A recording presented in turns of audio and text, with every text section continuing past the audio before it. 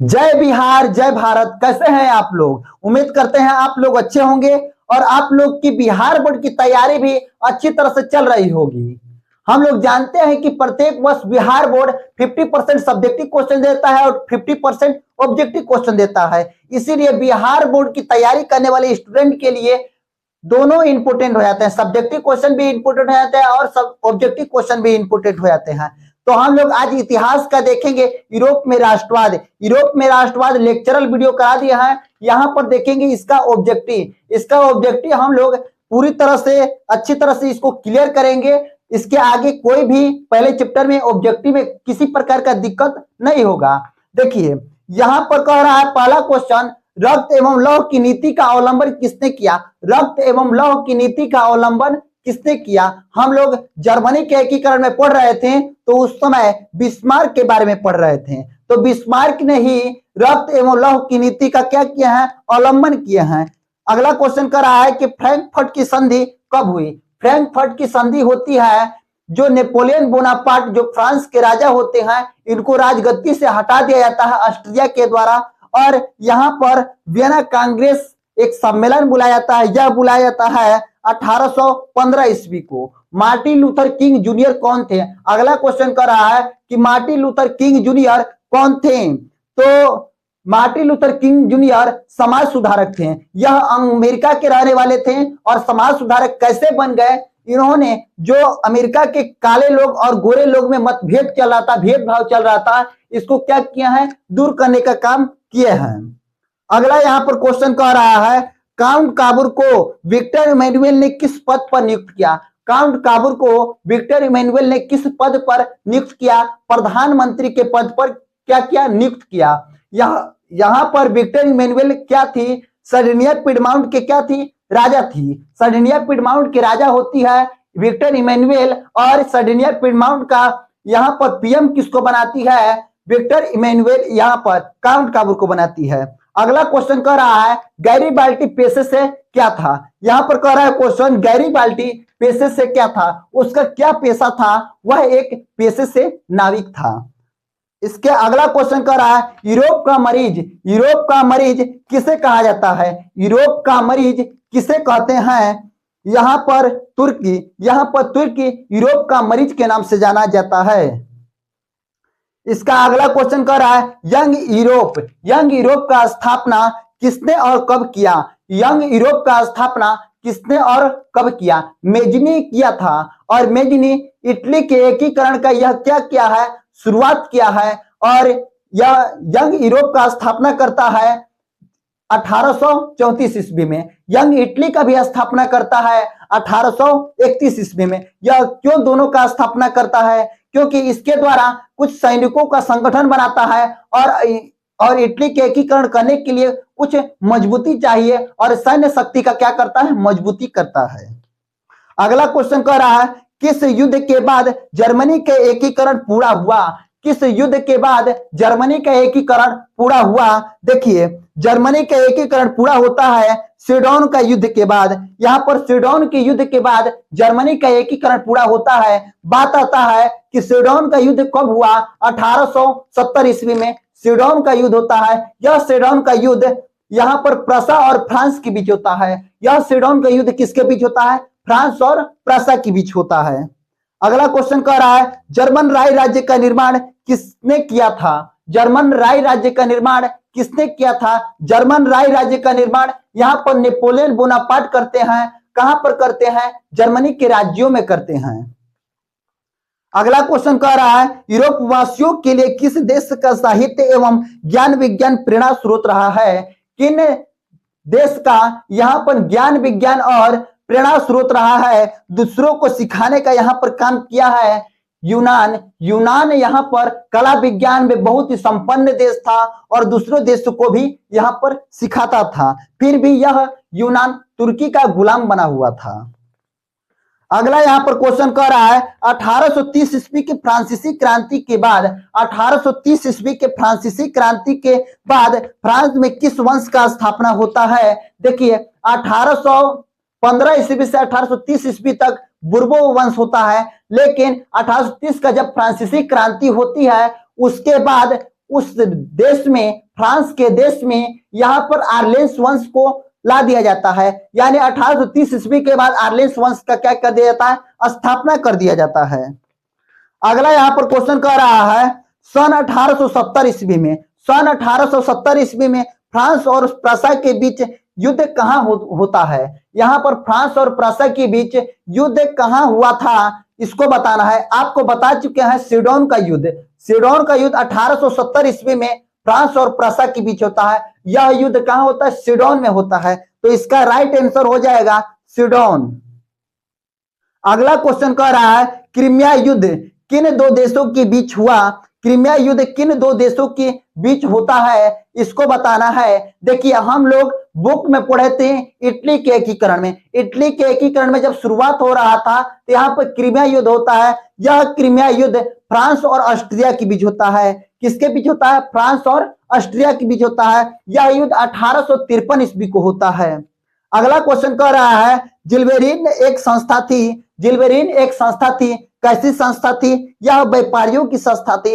यह कहां के व्यापारियों की संस्था थी, जर्मनी के रहने वाले व्यापारियों की क्या होती है, यह संस्था बनाई जाती है। अगला क्वेश्चन कह रहा है बिस्मार्क निम्न में से क्या था, बिस्मार्क निम्न में से क्या था इसको बताना है। देखिए बिस्मार्क यहाँ पर कवि नहीं था, नाटककार भी नहीं था, संगीतज्ञ भी नहीं था, लेकिन यह कूटनीतिज्ञ का सबसे महान, यह क्या था, सबसे महान यहाँ पर लीडर था। यह बिस्मार्क कूटनीतिज्ञ का सबसे महान लीडर था। अगला क्वेश्चन कह रहा है मेजनी निम्न में से क्या था, जो मेजनी था, मेजनी क्या था। देखिए यहां पर मेजनी कूटनीतिज्ञ यानी उसके पास कूटनीतिज्ञ यानी यहाँ पर राजनीति का उसके पास किसी प्रकार का ज्ञान नहीं था, इसी कारण तो वह 2-3 बार युद्ध में हार गया। अगला कह रहा है कि संगीतज्ञ, यहाँ पर संगीतज्ञ भी नहीं था, लेकिन वह साहित्यकार था, निरंकुश भी नहीं था, वह साहित्यकार था, वह लेख को लिखता था, वह एक प्रकार का कवि था। अगला क्वेश्चन कह रहा है एड्रियानोल पुल की संधि किन दो देशों के बीच हुआ, किस देश के बीच हुआ था। एड्रियानोल पुल की संधि होती है, यह एड्रियानोल पुल की संधि तुर्की के साथ होती है। देखिए तुर्की और यूनान दोनों के साथ होता है, लेकिन जो देश हारता है वही तो संधि करेगा, इसीलिए यहाँ पर तुर्की, यहाँ पर यूनान से संधि करता है, इसीलिए यहाँ पर आंसर हो जाएगा एड्रियानोल पुल की संधि किस देश के साथ हुई, तुर्की के साथ होती है। अगला क्वेश्चन कह रहा है इटली एवं जर्मनी के एकीकरण के विरुद्ध कौन था। इटली एवं जर्मनी के एकीकरण के विरुद्ध होता है ऑस्ट्रिया, ऑस्ट्रिया इन दोनों के विरुद्ध होता है, दोनों का एकीकरण नहीं कराना चाहता है। यहाँ पर नेक्स्ट क्वेश्चन कह रहा है गैरीबाल्टी का संबंध किस संगठन से था। गैरीबाल्टी जो था इसका संबंध किस संगठन से था, यहाँ पर लाल कुर्ती से था, लेकिन पूछ लिया जाए मेजनी का संबंध किस संगठन से था तो यहाँ पर कार्बोनरी संगठन हो जाएगा, कार्बोनरी दल हो जाएगा। तो आप लोग समझ चुके हैं कि गैरीबाल्टी का संबंध किस संगठन से था, तो लाल कुर्ती से था। नेक्स्ट क्वेश्चन कह रहा है यूरोपीय सभ्यता का पालना किसे कहा जाता है। यूरोपीय सभ्यता का पालना किसे कहा जाता है, जो यूनान है, जो कला विज्ञान में बहुत ही निपुण है, संपन्न है, यही इसी देश को यूरोपीय सभ्यता का पालना कहा जाता है। नेक्स्ट क्वेश्चन कह रहा है एक्ट ऑफ यूनियन किस वर्ष पारित हुआ। एक्ट ऑफ यूनियन किस वर्ष पारित हुआ, यह पारित हुआ है 1707 ईस्वी को। एक्ट ऑफ यूनियन किस वर्ष पारित हुआ, 1707 ईस्वी को एक्ट ऑफ यूनियन को पारित कर दिया गया। नेक्स्ट क्वेश्चन कह रहा है नेपोलियन संहिता किस वर्ष लागू की गई। जो नेपोलियन संहिता थी यह किस वर्ष लागू की गई थी। देखिए यहाँ पर नेपोलियन संहिता को लागू किया जाता है 1804 में। नेपोलियन बोनापार्ट फ्रांस की गद्दी पर बैठता है 1804 में, और जो निरंकुश नीति की तरह शासन किया जा रहा था तो उस नीति को खत्म कर देता है और लाता है यहाँ पर फ्रांस में नेपोलियन संहिता। कब, 1804 में, यानी जब गद्दी पर बैठता है नेपोलियन बोनापार्ट तभी वहां पर नेपोलियन संहिता को लाता है। नेक्स्ट क्वेश्चन कह रहा है कि वियना कांग्रेस में कौन राष्ट्र सम्मिलित नहीं था। वियना कांग्रेस में कौन सा राष्ट्र सम्मिलित नहीं था। यहाँ पर ब्रिटेन, रूस, फ्रांस सारे लोग आते हैं, लेकिन जर्मनी यहाँ पर नहीं आता है, यानी वियना कांग्रेस में जर्मनी नहीं आता है। शामिल नहीं होता है। नेक्स्ट क्वेश्चन कर रहा है फ्रांस में कौन सा क्रांति नहीं हुआ। फ्रांस में कौन सा क्रांति नहीं हुआ, ईस्वी बताना है, किस ईस्वी में क्रांति नहीं हुआ था। देखिए 1789 में, 1789 की क्रांति हम लोग पढ़े थे। 1830 में, 1830 की क्रांति हम लोग पढ़े थे, फ्रांसीसी क्रांति। 1848 का भी फ्रांसीसी क्रांति हम लोग पढ़े हैं, लेकिन 1889 का कोई क्रांति नहीं है। फ्रांस में केवल 3 ही क्रांति हुआ है, 1789, 1830 और 1848 को हुआ है। तो यहाँ पर फ्रांस में कौन सी क्रांति नहीं हुआ है, तो ऑप्शन नंबर सी हो जाएगा 1889 की क्रांति। नेक्स्ट क्वेश्चन यहाँ पर कह रहा है कि वियना कांग्रेस में किसके संहिता को पूरी तरह समाप्त किया गया। नेपोलियन संहिता नहीं, वियना कांग्रेस में किनके संहिता को पूरी तरह समाप्त किया गया। यहां पर आंसर हो जाएगा नेपोलियन बोनापार्ट। जो नेपोलियन बोनापार्ट 1804 ईस्वी में नेपोलियन संहिता को लागू किया था, उस संहिता को वियना कांग्रेस द्वारा इसको पूरी तरह ध्वंस कर दिया जाता है, पूरी तरह समाप्त कर दिया जाता है, और इसको नेपोलियन बोनापार्ट को 1814 ईस्वी में पूरी तरह इसको गद्दी से उखाड़ फेंक दिया जाता है। यहां पर नेक्स्ट क्वेश्चन कह रहा है जर्मनी के एकीकरण के लिए बिस्मार्क ने कितने युद्ध किए। देखिए जर्मनी के एकीकरण करने के लिए यहां पर बिस्मार्क ने 3 युद्ध किए थे। पहला युद्ध डेनमार्क युद्ध, डेनमार्क के बीच युद्ध हुआ था। दूसरा युद्ध सेडोवा का युद्ध हुआ था। तीसरा युद्ध स्वीडन का युद्ध हुआ था। टोटल जर्मनी के एकीकरण में 3 युद्ध हुए थे। नेक्स्ट यहां पर क्वेश्चन कर रहा है जाल्बेराइन की स्थापना किस राज्य ने की। जाल्बेराइन की स्थापना किस राज्य ने की। यहां पर प्रसा हो जाता है इसका राइट आंसर। यहां पर प्रसा ने जाल्बेराइन की स्थापना की है। नेक्स्ट यहां पर क्वेश्चन कर रहा है जर्मनी कितने छोटे बड़े रियासतों में टूटा हुआ था। देखिए जर्मनी, यह बहुत बड़ी समस्या थी जर्मनी की, एकीकरण करने का बहुत बड़ा यह समस्या था कि यह जर्मनी लगभग 300 छोटे बड़े रियासतों में टूटे हुए थे। यहां पर नेक्स्ट क्वेश्चन कह रहा है कि यूनान के स्वतंत्रता संग्राम में किसकी पराजय हुई। यूनान के स्वतंत्रता संग्राम में किसकी पराजय होती है। तुर्की के पराजय होती है। तुर्की यूनान को कब्जा किया रहता है, यूनान पर अधिकार तुर्की का होता है, लेकिन अंत में यूनान का एकीकरण होता है तो तुर्की यहां से हार जाता है और यह कुस्तुनिया की संधि द्वारा यूनान पूरी तरह स्वतंत्र हो जाता है। नेक्स्ट क्वेश्चन कह रहा है हंगरी की भाषा क्या थी। हंगरी की भाषा क्या थी। यहाँ पर मैग्यार हंगरी की क्या है, भाषा है। जो मैग्यार है हंगरी की भाषा है। कुछ ऐसे वर्ड होंगे जो आपको याद ही करना पड़ेगा, इसमें समझने से कोई काम नहीं चलेगा।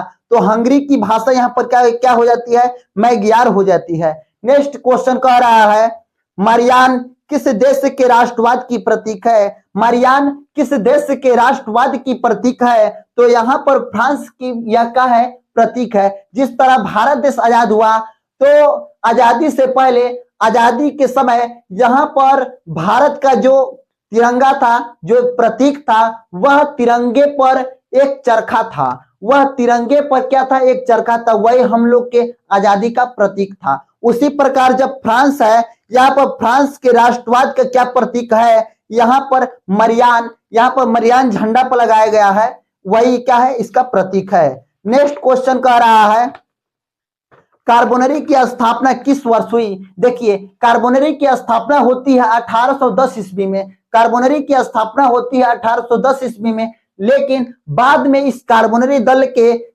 दल में यह मेजनी सदस्य इसका हो जाते हैं। तो यहाँ पर कार्बोनरी दल के सदस्य होते हैं मेजनी, लेकिन कार्बोनरी दल का स्थापना कहा जाए तो 1810 ईस्वी में ही हो गया था। नेक्स्ट क्वेश्चन कह रहा है चार्टिस्ट आंदोलन कहां संपन्न हुआ। जो चार्टिस्ट आंदोलन हुआ है यह इंग्लैंड में हुआ है, चार्टिस्ट आंदोलन। नेक्स्ट क्वेश्चन कह रहा है जर्मनी एवं इटली के एकीकरण के समय फ्रांस का शासक कौन था। जर्मनी और इटली के एकीकरण का समय फ्रांस का शासक कौन था। तो आपको पहले बता देते हैं जर्मनी का एकीकरण और इटली का एकीकरण दोनों का समय काल एक ही था। दोनों का समय काल क्या था, एक ही था। तो उस समय फ्रांस के राजा कौन थे, नेपोलियन तृतीय थे। फ्रांस के राजा कौन थे, नेपोलियन तृतीय। यहां पर ऑप्शन बी हो जाएगा। नेक्स्ट क्वेश्चन कह रहा है राष्ट्रवाद की अवधारणा का जन्म किस घटना से माना जाता है। जो राष्ट्रवाद की अवधारणा का जन्म हुआ है फ्रांस से हुआ है, और यह फ्रांस से शुरुआत हुआ है। किस घटना से शुरुआत होता है? फ्रांसीसी क्रांति से शुरुआत होता है। नेक्स्ट क्वेश्चन कह रहा है कि संधि द्वारा यूनान स्वतंत्र हुई। आपको अभी बताए हैं जो यूनान तुर्की का गुलाम बना हुआ था यह स्वतंत्र होता है कुस्तुनिया की संधि द्वारा। यह किस संधि द्वारा स्वतंत्र होता है? यूनान कुस्तुनिया की संधि द्वारा स्वतंत्र हो जाता है। नेक्स्ट क्वेश्चन कह रहा है, अगला क्वेश्चन, सेडोवा के युद्ध में किसकी पराजय हुई? जो सेडोवा का युद्ध हुआ है यह इसमें किसकी पराजय हुआ है? देखिए, पहले आपको पता होना चाहिए कि सेडोवा का युद्ध कब हुआ है।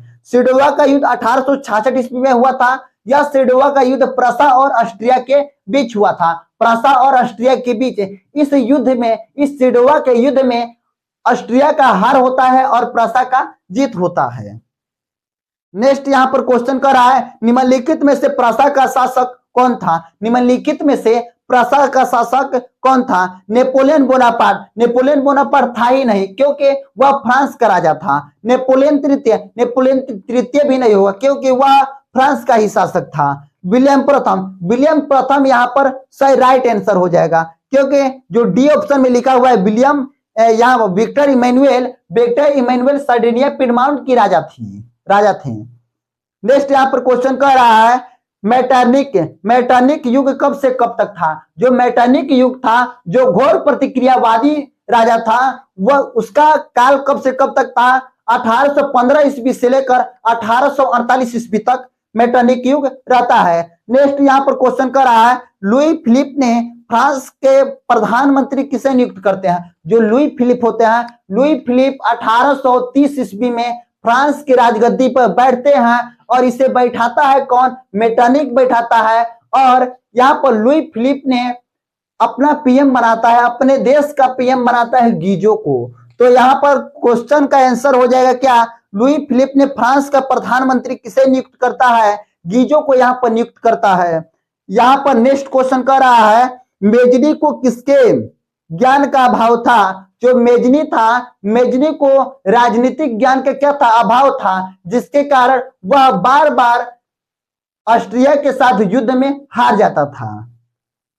नेक्स्ट यहाँ पर क्वेश्चन कर रहा है, सार्डिनिया पिडमाउंट का शासक कौन था? जो सार्डिनिया पिडमाउंट है उसका शासक कौन था?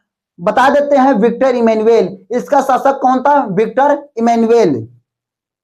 अगला क्वेश्चन कह रहा है, जर्मनी के एकीकरण में देश के अंदर कौन सा बाधा बना हुआ था? देखिए, जर्मनी के एकीकरण और इटली के एकीकरण में बाहरी बाधा बना हुआ था ऑस्ट्रिया, लेकिन जर्मनी के एकीकरण में सबसे अधिक बाधा बना हुआ था कौन? प्रसा अधिक बाधा बना हुआ था, क्योंकि प्रसा चाहता था कि पूरा देश का एकीकरण होके, लेकिन धर्म राज्य के रूप में देखना चाहता था, यानी धार्मिक रूप से वह एकीकरण करना चाहता था।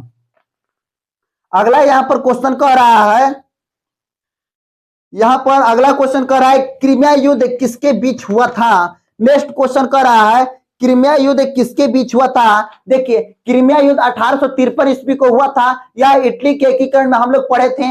यह युद्ध होता है फ्रांस और ऑस्ट्रिया के बीच होता है। अगला क्वेश्चन कह रहा है, जर्मनी के एकीकरण का नींव किसने रखा? देखिए, जर्मनी का एकीकरण का नींव अप्रत्यक्ष रूप से नेपोलियन बोनापार्ट ही रख दिया था। अप्रत्यक्ष रूप से नेपोलियन बोनापार्ट रख दिया था। साथ ही साथ इटली के एकीकरण का भी नींव किसने रखा? नेपोलियन बोनापार्ट रखा था। अगला क्वेश्चन कर रहा है कि जर्मनी का एकीकरण किस युद्ध के बाद पूरा हुआ? जर्मनी का एकीकरण किस युद्ध के बाद पूरा होता है? देखिए, यहाँ पर सेडोन के युद्ध के बाद 1870 ईस्वी में होता है सेडोन का युद्ध। यह युद्ध होता है प्रसा और फ्रांस के बीच होता है, और इस युद्ध के बाद यहाँ पर जर्मनी का एकीकरण पूरी तरह समाप्त हो जाता है और एक फ्रैंकफर्ट की संधि होती है। इस संधि के तहत पूरी तरह जर्मनी का एकीकरण संपूर्ण हो जाता है। यहाँ पर अगला क्वेश्चन कर रहा है, इटली का एकीकरण किसके समय पूरा हुआ था? यहाँ पर इटली का एकीकरण किसके समय पूरा हुआ? देखिए, इटली का एकीकरण में कौन कौन से नेता लोग योगदान दिए थे? मेजनी योगदान दिए, गैरीबाल्टी योगदान दिए, काउंट काबूर योगदान दिए, लेकिन काउंट काबूर यहाँ पर सबसे अधिक योगदान दिए थे। यहाँ पर 1862 ईस्वी में काउंट काबूर की हत्या हो जाती है, और बच जाते हैं विक्टर इमैनुअल, जो सार्डिनिया पिडमाउंट की राजा रहते हैं। तो अंत में यही पूरा करते हैं, इटली के एकीकरण को पूरा कर देते हैं। तो यहाँ पर क्वेश्चन कर रहा है कि इटली के एकीकरण किसके समय पूरा हुआ था? तो विक्टर इमैनुअल के समय इटली का एकीकरण क्या होता है? पूरा हो जाता है। नेक्स्ट क्वेश्चन कह रहा है काउंट काबूर का मृत्यु कब होता है? अभी आपको बताया है कि काउंट काबूर का मृत्यु होता है 1862 ईस्वी में। नेक्स्ट क्वेश्चन कह रहा है बिस्मार्क किससे प्रभावित था? बिस्मार्क हिगेल से प्रभावित था। यहां पर हिगेल कांट हो जाएंगे। देखिए जो हिगेल कांट थे, यह हिगेल कांट द्वंद्ववाद विचारधारा के थे, द्वंद्ववाद विचारधारा के थे। यह धार्मिक लोगों का भी समर्थन करते थे और देश को गणराज्य भी बनाना चाहते थे। अगला क्वेश्चन कह रहा है, देखिए क्वेश्चन आ गया द्वंद्ववादी सिद्धांत किसने अपनाया? आ गया क्वेश्चन, द्वंद्ववादी सिद्धांत किसने अपनाया? हिगेल अपनाया था। इनका पूरा नाम था हिगेल कांट था, हिगेल कांट था। नेक्स्ट क्वेश्चन कह रहा है जर्मन संसद को क्या कहा जाता है? जर्मन संसद को क्या कहा जाता है? डायट कहा जाता है। जर्मन संसद को क्या कहते हैं? डायट कहते हैं। अगला क्वेश्चन कह रहा है क्रीमिया युद्ध के समय फ्रांस का शासक, क्रीमिया युद्ध जब हुआ था उस समय फ्रांस का शासक कौन था? नेपोलियन तृतीय। देखिए इटली के एकीकरण पूछे या जर्मनी का एकीकरण पूछे या क्रीमिया युद्ध पूछे, तीनों के समय फ्रांस का शासक कौन था? नेपोलियन तृतीय। नेक्स्ट क्वेश्चन कर रहा है पोप इटली के एकीकरण को किस रूप में देखना चाहता था? देखिए जो पोप लोग थे बहुत ही धार्मिक लोग थे और यह चाहते थे देश का एकीकरण हो, लेकिन देश को धर्म राज्य बनाना चाहते थे। नेक्स्ट यहां पर क्वेश्चन कर रहा है नेपोलियन को फ्रांस की गद्दी पर कब हटाया गया? फ्रांस की गद्दी से हटाया जाता है नेपोलियन, यहां पर नेपोलियन बोनापार्ट को, इनका पूरा नाम है नेपोलियन बोनापार्ट। इनको हटाया जाता है क्योंकि यहाँ पर ऑस्ट्रिया के जो राजा होते हैं मेटरनिक, इनको डर सताता है कि यह क्या जो फ्रांस है, इस फ्रांस का प्रभाव पूरे यूरोप में धीरे धीरे देखने को मिल रहा है। जो अच्छी तरह से काम नेपोलियन बोनापार्ट फ्रांस में कर रहा था, इसको देखकर इसको डर लगने लग रहा था मेटरनिक को, क्योंकि मेटरनिक बहुत ही निरंकुशवादी था और यह परंपरागत शासन व्यवस्था पर विश्वास करता था। इसीलिए उन्होंने क्या कहा है, मेटरनिक कहा है कि जब फ्रांस छिपता है तो पूरे यूरोप में सर्दी जुकाम होता है। जब फ्रांस छिपता है तो क्या होता है? पूरे यूरोप में सर्दी जुकाम होता है। इसका मतलब यह हुआ कि फ्रांस का प्रभाव पूरे यूरोप में देखने को मिलता है। जब भी फ्रांस में कुछ भी उथल पुथल होता है तो इसका प्रभाव पूरे यूरोप में देखने को मिलता है। इसीलिए यहाँ पर मेटरनिक इसको डर सताता है कि हम लोग का निरंकुशवादी शासन खत्म हो जाएगा। तो इसीलिए इसको नेपोलियन बोनापार्ट को फ्रांस की गद्दी से कब हटाया जाता है? 1814 ईस्वी में हटाया जाता है और जल्द ही वियना कांग्रेस लाया जाता है और इस वियना कांग्रेस द्वारा यहाँ पर ये नेपोलियन संहिता को खत्म कर दिया जाता है। नेक्स्ट क्वेश्चन कर रहा है कि 1830 ईस्वी के फ्रांसीसी क्रांति के बाद किस वंश का स्थापना हुआ? ऊपर भी यही क्वेश्चन देखे थे, सेम क्वेश्चन आ गया फिर से। देखिए 1830 के फ्रांसीसी क्रांति के बाद किस वंश का स्थापना होता है? आर्लेंस वंश का स्थापना होता है। आपको बता देते हैं बुर्बो वंश कब से कब तक रहा है। 1789 का जो क्रांति हो रहा था तो उस समय में बुर्बो वंश था। देखिए 1804 ईस्वी से पहले जो समय था उस समय में बुर्बो वंश था, लेकिन जब नेपोलियन बोनापार्ट आता है तो उस समय नेपोलियन बोनापार्ट का शासनकाल रहता है 1804 ईस्वी से लेकर 1815 ईस्वी तक। तो 1804 ईस्वी से 1815 ईस्वी तक आर्लेंस वंश रहता है, लेकिन फिर इसको हटा दिया जाता है राजगद्दी से और चार्ल्स 10वां को यहाँ का राजा बना दिया जाता है। तो उस समय पुनः बुर्बो राजवंश का क्या कर देता है? स्थापना कर देता है। यह बुर्बो राजवंश अधिक समय तक नहीं टिकता है। 1815 ईस्वी से 1830 ईस्वी तक यह बुर्बो वंश रहता है। फिर क्रांति होती है 1830 की क्रांति, 1830 का फ्रांसीसी क्रांति जब होती है तो फिर से पुनः यहाँ पर आर्लेंस वंश को ला दिया जाता है। तो वही बात कह रहा है कि 1830 के फ्रांसीसी क्रांति के बाद किस वंश का स्थापना होता है? यहाँ पर आर्लेंस वंश का 1830 के क्रांति के बाद हो जाता है स्थापना। अगला क्वेश्चन कर रहा है कि 1848 के फ्रांसीसी क्रांति का प्रभाव क्या पड़ा?